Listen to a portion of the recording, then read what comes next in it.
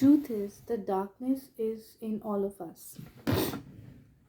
Um, we usually don't want to accept that we have a dark side because it's not a pleasant experience. It is not something that we want to own up to. But we all have and we call that, in popular language, we call it shadow side.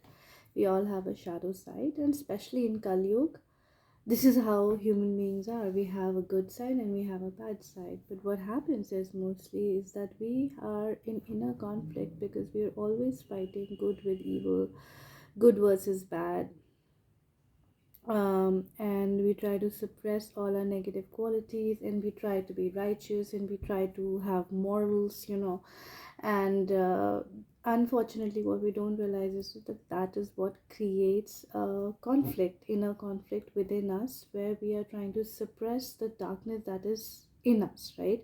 In everybody it's there. Now, when we are evolving, when you and but as we evolve, we start and as we start to become aware of our darkness, our job is to accept that dark side. Our job is to ensure that we accept that particular dark side, a shadow side within us, and instead of fighting it, instead of fighting the bad versus good, we accept that side of us, knowing that this is already there. And in that acceptance, there is no conflict. And when there is no conflict, we are at peace. Uh, that is the stage that we all want to get to experience freedom, closeness to freedom. Um,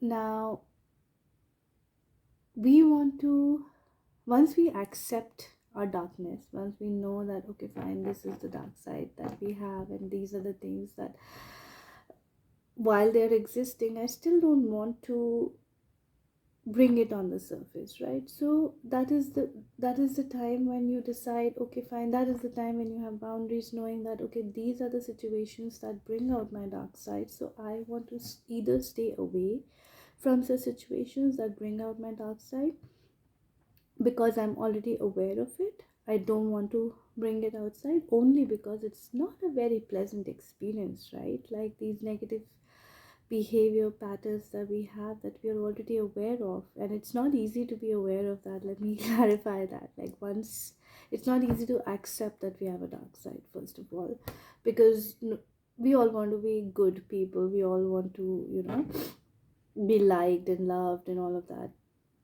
But once we are aware of it, we need to know that this dark side, whenever it comes out, because it's already there, it doesn't create a very pleasant experience, life experience, and which is why we don't want it to come out, right? It takes a lot of work to get to a point when it doesn't come out. It's still there, it's there, but nothing, no situation on the outside can bring it out on the surface. But if it is bringing, if you're not there yet, which we all are, right? We're all work in progress.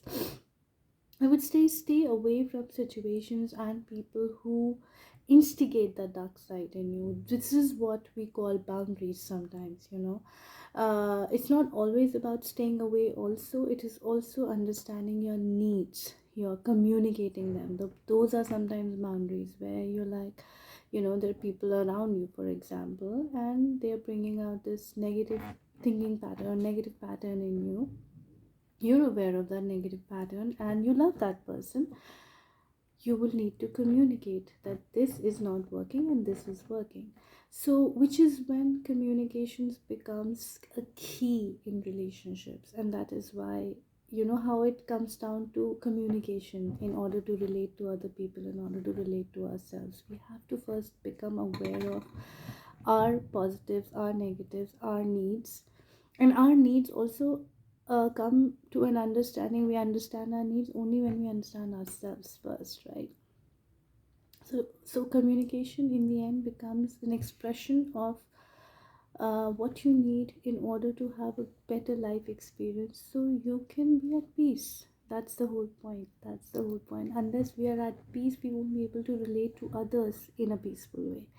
So that's what I said.